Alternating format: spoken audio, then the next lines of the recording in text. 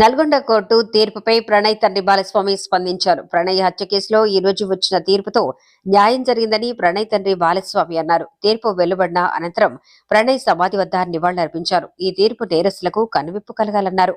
ప్రణయ్ హత్యతో మేము చాలా కోల్పోయామని, ఇలాంటి హత్యలు జరగటం విచారకరమన్నారు. ఈ తీర్పుతో పరువు హత్యలు ఆగిపోవాలని బాలస్వామి అన్నారు.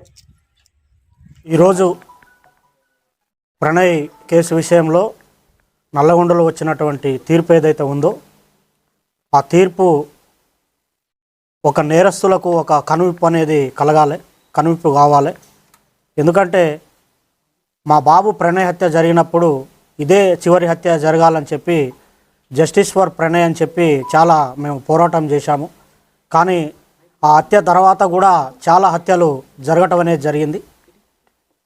అయితే ఈ హత్య తర్వాత జరిగినటువంటి హత్యలు చేసిన వాళ్ళకి కానివ్వండి, కులాన్ని పట్టుకొని వేలాడే వాళ్లకు, కుల దురంకార హత్యలు చేసే వాళ్లకు, తర్వాత కన్న కూతుర్లను చంపుకునే వాళ్లకు, కన్న కొడుకులను చంపుకునే వాళ్లకు, అవతలి వ్యక్తులను చంపే వాళ్లకు కులం పేరుతోని ఈ యొక్క తీర్పు అనేది కనువిప్పు కావాలని నేను కోరుకుంటున్నాను.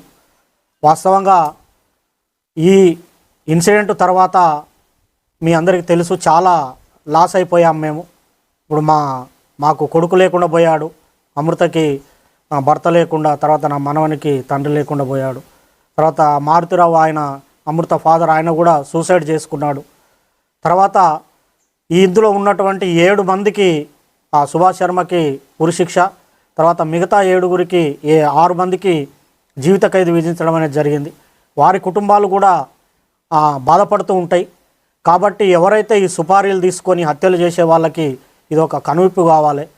ఏదన్నా ఉంటే మాట్లాడుకోవటం కానివ్వండి, సమస్య పరిష్కారానికి సామరస్యంగా చేసుకోవాలి తప్ప మేనేజ్ చేయొచ్చులే, వాళ్ళకి అంతో ఇంతో డబ్బులు ఇవ్వచ్చులే, మేనేజ్ చేయొచ్చులే అని చెప్పి చంపడం అనేది కరెక్ట్ కాదు.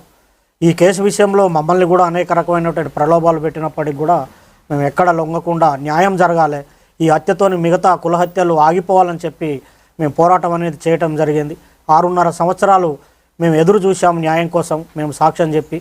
ఇందులో ముఖ్యమైనటువంటి పాత్ర పోషించినటువంటి అప్పటి డిఎస్పి శ్రీనివాస్ గారికి ప్రత్యేకమైన కృతజ్ఞతలు ఈ సందర్భంగా తెలియజేస్తూ ఉన్నాను.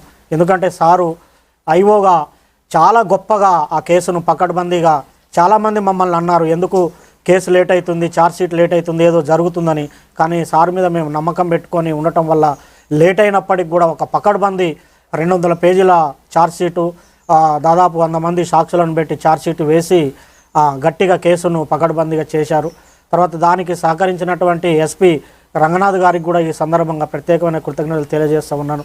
సార్ ఆధ్వర్యంలో మంచి టీము సుభాష్ శర్మను ఆ రోజు వెళ్ళి పట్టుకోవటము, తర్వాత నిందితులందరినీ పట్టుకోవటం విషయంలో కూడా సారు అనేకమైనటువంటి టెక్నిక్స్ ఉపయోగించి, టెక్నికల్ ఎవిడెన్స్ ఉపయోగించి తర్వాత ఈ సాక్ష్యాలను కూడా ప్రొడ్యూస్ చేయడం అనేది జరిగింది. అందులో ఇంకొకటి ముఖ్యమైన విషయం ఏంటంటే ఈ కేసుకు వాదించినటువంటి అడ్వకేటు దర్శనం నరసింహ గారు చాలా గొప్ప వ్యక్తి ఆయన. ఎందుకంటే ఆయనకు కూడా ఎలాంటి ప్రలోభాలకు లొంగకుండా ఒక న్యాయం అనేది జరగాలి, ఈ సొసైటీలో న్యాయం ఉండాలని చెప్పి ఆయన కూడా గట్టిగా ఎలాంటి ప్రలోభాలకు లోను కాకుండా ఆయన కూడా చివరి వరకు కూడా న్యాయం కోసం పోరాటం అనేది చేయటం జరిగింది. చివరికి ఈరోజు వచ్చినటువంటి తీర్పుతోని న్యాయం అనేది జరిగింది. వాస్తవంగా అందరూ మీకు సంతోషంగా ఉందంటారంటే సంతోషం కాదు, ఇది వాస్తవంగా ఏంటంటే నా బాధను ఎవరు తీర్చలేరు, నా కొడుకు లేని బాధ ఎవరు తీర్చలేరు. మేము ప్రతినిత్యం బాధపడుతూనే ఉన్నాం. ఎవరన్నా బయట బాబులు కనపడినప్పుడల్లా, మా బాని క్లాస్మేట్స్ కనిపించినప్పుడల్లా బాధ ఉంటుంది. కాబట్టి దయచేసి నేను చెప్పేది ఏంటంటే చంపుకోవటం అనేది కరెక్ట్ కాదు. ఇప్పుడు నా మనవాడు ఉన్నాడు, మనవాడిని కూడా మేము చూసుకోవాలి. మాకు ఎవరి మీద కోపాలు లేవు.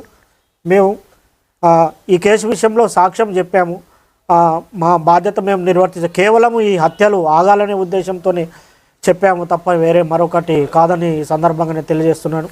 న్యాయస్థానం కూడా కరెక్ట్ అయిన తీర్పిచ్చింది. ఈ సందర్భంగా చివరిగా నేను చెప్పేటి ఒకటే, న్యాయం అనేది ఉంటుంది.